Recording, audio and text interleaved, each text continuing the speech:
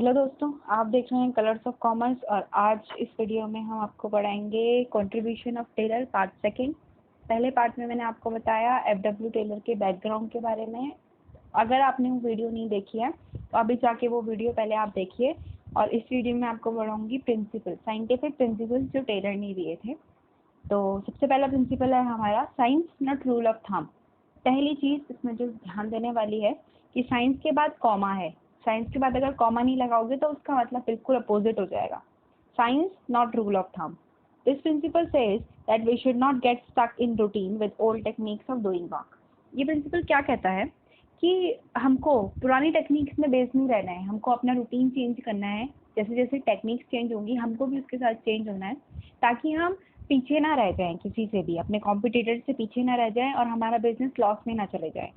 We should be constantly experimenting to develop new technique which makes the work much simpler, easier and quicker.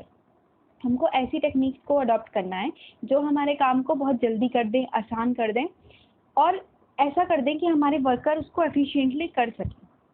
He says there must be thinking before doing, which is not in case of rule of thumb. Taylor क्या कहते हैं कि हमको thinking before doing करना है, यानी कि किसी भी काम को करने से पहले सोचना है। ऐसे नहीं कि हमारे दिमाग में ये चीज़ आई और हमने डायरेक्ट कर ली, नहीं, हमको सोचना है कि इस काम को करने का सबसे अच्छा तरीका क्या होगा और सबसे इजी तरीका क्या होगा, जो कि रूल ऑफ थंब के केस में नहीं था। रूल ऑफ थंब जिसमें हम एक ही रूटीन पे चलते थे, पुराने चीज़ों को मानते थे और उन्हीं के बेसिस पे चलते थे। Taylor insisted on introduction of scientific management into the domain of management practice. तो टेलर ने क्या बोला कि हमारी जो मैनेजमेंट प्रैक्टिस है उसमें हमको साइंटिफिक मैनेजमेंट को इंट्रोड्यूस करना चाहिए बिजनेस के वेलफेयर के लिए। Taylor believe that there is only one best method can be developed through work study and analysis. There must be this method be developed should be substitute of rule of thumb. तो क्या कहते हैं Taylor कि जो एक किसी काम को करने का सबसे अच्छा एक ही तरीका होता है और उस तरीकों को हम कैसे निकाल सकते हैं, वर्क एनालिसिस करके, वर्क स्टडी करके हम उस तरीके का पता लगा सकते हैं। ये जो मेथड है ये किस चीज़ का सब्स्टिट्यूट होगा, हमारे रूल ऑफ थंब का सब्स्टिट्यूट हो जाएगा, हमारा काम इजी हो जाएगा इसको करने से। इसमें एक एग्जांपल है, in rule of thumb the standard time required to do particular job is decided by the manager on the basis of past experience.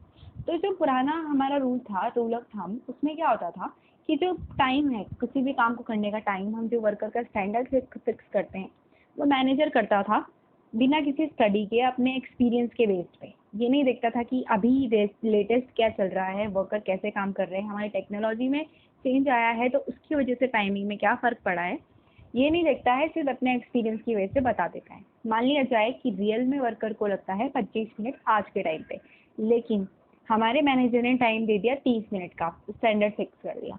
तो वो जो स्टैंडर्ड फिक्स है, जो 5 मिनट का गैप है, अगर एक एक वर्कर 5 मिनट का गैप देगा तो हमारे बिजनेस को लॉस हो सकता है। इसीलिए हमको रिजिड नहीं होना है, हमको अपनी टेक्नोलॉजी को चेंज करते रहना है। Taylor insisted that standard time for a job be set up scientifically, the performing time study in the organization and then the day's target should be fixed.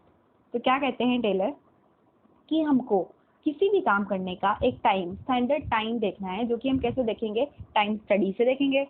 ठीक है, टाइम स्टडी, वर्क स्टडी आप आगे पढ़ेंगे तो इसमें हम देखेंगे कि कितना टाइम एक वर्कर को सच में लग रहा है, प्रैक्टिकल सामने देख के स्टडी करके हम ये चीज़ देखेंगे, जिससे कि ऑर्गेनाइजेशन फिक्स करेगी टारगेट कि इतने दिन में एक वर्कर को इतना काम करना ही करना है।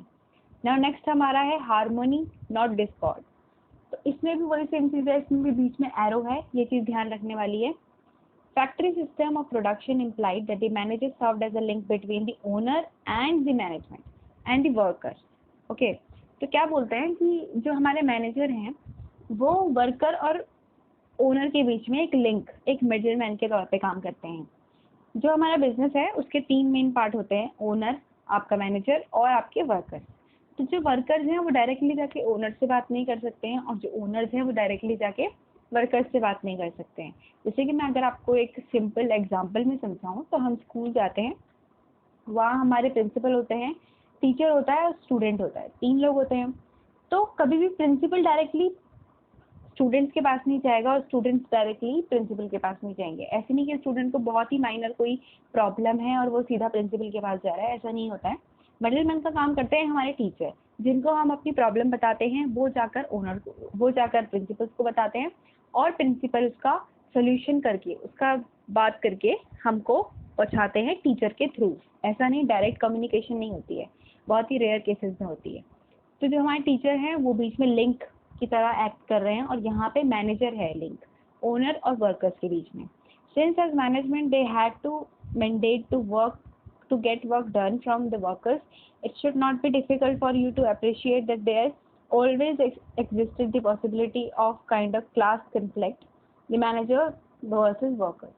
तो क्या होता है, अब जब वर्कर और मैनेजर आपस में बात कर रहे हैं तो आपको ये समझने में बिल्कुल भी मुश्किल नहीं होनी चाहिए कि अगर वो मैनेजर वर्कर से काम करवा रहे हैं तो दोनों के बीच में कन्फ्लिक्ट हो सकते हैं, दोनों की लड़ाई भी हो सकती है, कई ऐसे भी टॉपिक हो सकते हैं जिसमें दोनों के दोनों सहमत ना हो, दोनों के दोनों कन्फ्लिक्ट कर रहे हों।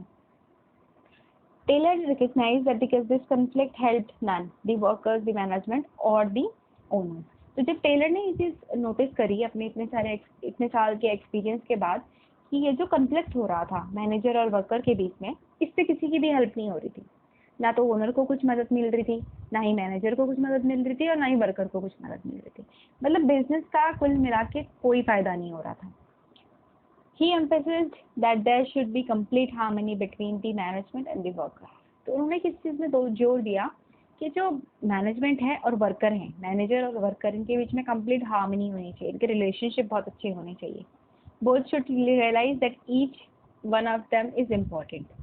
दोनों को रियलाइज करना है कि दोनों के दोनों इम्पॉर्टेंट हैं, दोनों के बिना ही कंपनी नहीं चल सकती है। अगर मैनेजर नहीं होगा तो भी नहीं और वर्कर नहीं होगा तो भी नहीं, ये उनको रियलाइज करना है। To active this state, Taylor called for complete mental revolution on the part of both management and worker। तो टेलर ने इसको सॉल्व करने के लिए क्या बोला कि हमको जो वर्कर और मैनेजर हैं इनके लिए मेंटल रिवोल्यूशन लाना पड़ेगा, इनकी थिंकिंग ही एकदम चेंज करनी पड़ेगी एक दूसरे के लिए। It means that management and worker should transform there thinking, उनको अपनी थिंकिंग चेंज करनी पड़ेगी। Management should share the gains of the company if any with the worker, at the same time workers should work hard and be willing to embrace change for the good of the company। तो अगर हमारी company को कोई भी profit हो रहा है, कोई भी गेन हो रहा है, तो मैनेजमेंट को हमेशा रेडी रहना चाहिए उस गेन को वर्कर के साथ बांटने के लिए एज अ बोनस, जिससे वो मोटिवेट होंगे और उनका काम में और ज़्यादा ध्यान लगेगा। लेकिन अगर ये अच्छा काम कर रहे हैं, ये उनकी हेल्प कर रहे हैं, तो वर्कर्स को भी कोऑपरेट करना पड़ेगा। तो वर्कर को भी अच्छे से काम करना है, अपने काम में ध्यान लेना है और किसी भी चेंज के लिए तैयार रहना है। अगर कोई भी चीज़ होता है तो उसे अडेप्ट करना है, ऐसे नहीं कि उसके अगेंस्ट जाके कुछ करें। Both should be part of the family, दोनों को फैमिली की तरह रहना है मिलके। Now next is cooperation not individualism. This principle is the extension of harmony not Discord. ये जो प्रिंसिपल है वो हार्मनी नॉट डिस्कॉर्ड, जो हमने इससे पहले प्रिंसिपल पढ़ा, उसी का एक्सटेंशन है, यानी कि उसी का थोड़ा सा इलेबोरेटेड पार्ट है, थोड़ा सा इसमें ज़्यादा कुछ है, उससे बढ़कर कुछ है। According to this principle, work must be carried on the cooperation with each other with mutual confidence and understanding for each other.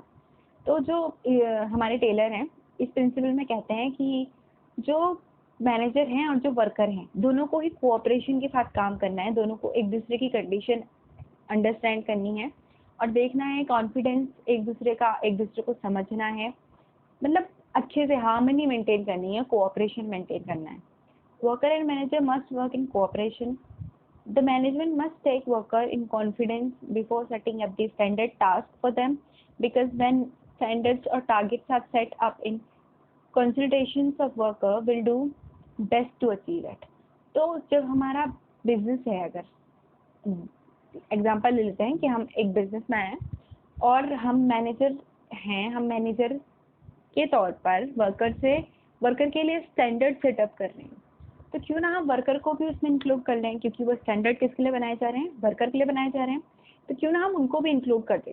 तो हम उनको इंक्लूड कर लें उसमें और उनसे सजेशंस लें कि आपको क्या सही लगता है, आप इस काम को कैसे करना चाहेंगे। हमको बहुत सारे नए आइडिया मिलेंगे जिनका शायद हमने कभी सोचा भी नहीं होगा, और अगर वो हम उनके स्टैंडर्ड, उनकी बातें सुनते हैं, उनके सजेशंस सुनते हैं, तो उनको काम करने में भी मज़ा आएगा, वो अपना बेस्ट देंगे। To have cooperation of management should welcome good suggestion of employ and they should reward for their suggestion. तो क्या करना है मैनेजमेंट को, सजेशंस को वेलकम करना है। अगर कोई भी एम्प्लॉय को सजेस्ट करना चाहता है तो उनको करने देना है, उनको रोकना नहीं है इस काम से। और अगर आपको किसी का सजेशन अच्छा लगता है तो उसको यूज़ करिए, नहीं लगता है तो मत करिए, लेकिन कम से कम उनको उस एक्टिविटी में लीजिए ताकि उनको आप पे ट्रस्ट हो, आपके साथ उनके रिलेशनशिप अच्छे हों और वो किसी भी स्ट्राइक पे ना जाएं और अपना काम इफेक्टिवली करें। तो इसीलिए उनको लें और जिसका सजेशन अगर आपको अच्छा लगता है तो उसको रिवॉर्ड दें। रिवॉर्ड देने से क्या होगा कि जैसे हम क्लास में होते हैं, अगर टीचर ने क्वेश्चन पूछा, एक बच्चे ने सही आंसर दिया, टीचर ने उसको पहले दिन चॉकलेट दी, तो बाकी बच्चे भी मोटिवेट होंगे कि मुझे भी वो चॉकलेट चाहिए, तो मैं पढ़ के आऊँ और उस चॉकलेट को लूँ। तो वही सेम चीज़ यहाँ पे होगी, अगर एक को रिवॉर्ड मिलेगा तो बाकी वर्कर भी ट्राई करेंगे रिवॉर्ड पाने की। At the same time workers should not go on strike and make unreasonable demand. तो अगर मैनेजमेंट इतना कर रहा है तो वर्कर को भी कुछ करना है और किसी भी अनरीजनेबल डिमांड के लिए स्ट्राइक पे नहीं जाना है। There must be open communication, communication open होना ज़रूरी है। बिना कम्युनिकेशन के आपका बिजनेस चल ही नहीं सकता है, तो दोनों के बीच में कम्युनिकेशन होना चाहिए। अगर इनको वर्कर को कोई प्रॉब्लम है तो वो मैनेजर को बताए, अगर मैनेजर अपने लेवल पे सॉल्व कर सकता है तो करे, नहीं तो ओनर्स वहाँ से सॉल्व कर कोई पॉलिसी निकाल कर, कोई भी सोल्यूशन निकाल कर मैनेजर के थ्रू वर्कर को बताएं। According to Taylor, there should be an almost equal division of work and responsibility between workers and manager. तो टेलर क्या बोलते हैं कि जो हमारा रिस्पॉन्सिबिलिटी और काम है दोनों के बीच में, वर्कर और मैनेजर के बीच में इक्वल डिस्ट्रीब्यूशन होना चाहिए। ऐसे नहीं होना चाहिए कि हमारा जो मैनेजर है वो आराम कर रहे हैं और उन्होंने सारा वर्क डिस्ट्रीब्यूट कर दिया, उसके पास बर्डन आ गया, और बर्डन आ गया तो उसका मन नहीं करेगा काम करने का और वर्क काम बिल्कुल एफिशिएंटली नहीं होगा, वो खुश भी नहीं रहेंगे आपसे। तो इसीलिए दोनों को इक्वली डिवाइड करना है।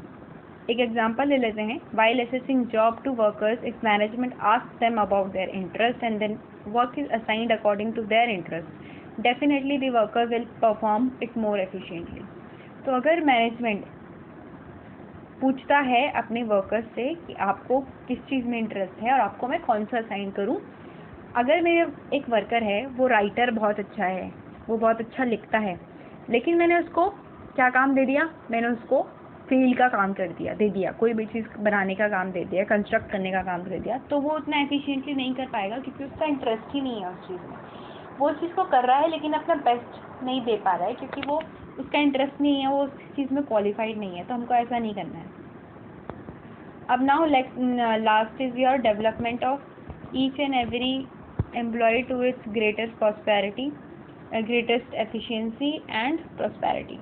ये क्या बोलता है, industrial efficiency depends upon the efficiency of workers. जो हमारी इंडस्ट्रियल एफिशिएंसी है, हमारे बिजनेस की एफिशिएंसी है, गुडविल आप बोल सकते हो, या फिर हमारा बिजनेस कितना अच्छा कर रहा है या हमारे एम्प्लॉयज़ कितना अच्छा कर रहे हैं, इस पे बेस्ड है। Workers efficiency depends upon the proper training and their selection. Workers की एफिशिएंसी किस चीज़ पे बेस्ड है, उनकी प्रॉपर ट्रेनिंग होना और उनका प्रॉपर सिलेक्ट होना।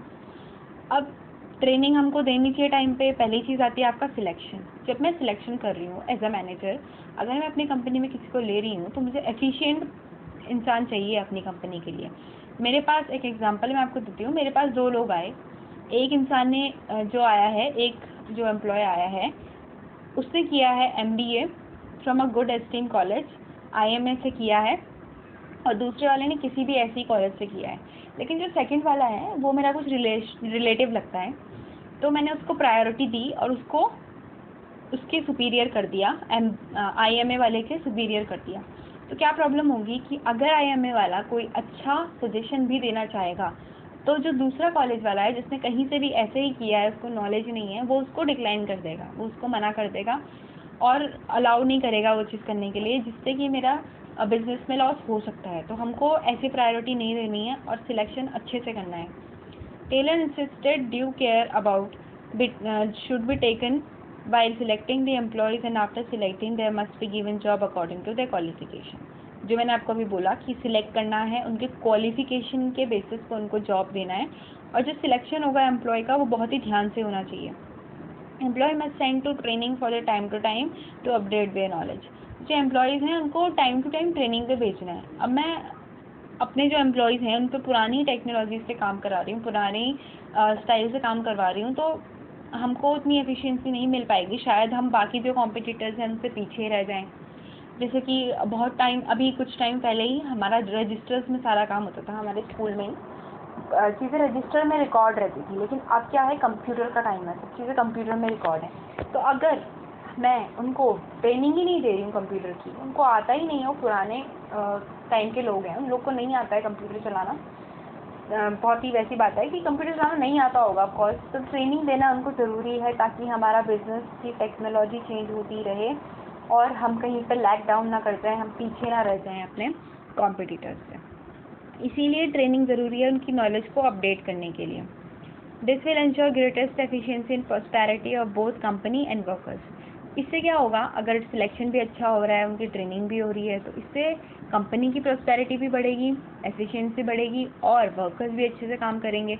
तो वर्कर्स अच्छे से काम करेंगे तो वर्कर अफेक्ट करेंगे हमारी कंपनी को, हमारी कंपनी को होगा प्रॉफिट।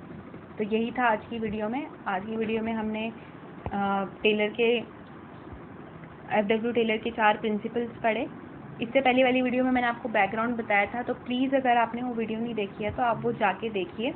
इस वीडियो में हमने 4 प्रिंसिपल पढ़े: science, not rule of thumb; harmony, not discord; third is cooperation, not individualism; and last is development of worker to their greatest efficiency and prosperity. तो ये सारे थे टेलर के प्रिंसिपल्स। अगर आपको पसंद आया तो लाइक करना ना भूलें और वीडियो को शेयर करना ना भूलें। चैनल, अगर आप नए हैं तो चैनल को सब्सक्राइब ज़रूर करें।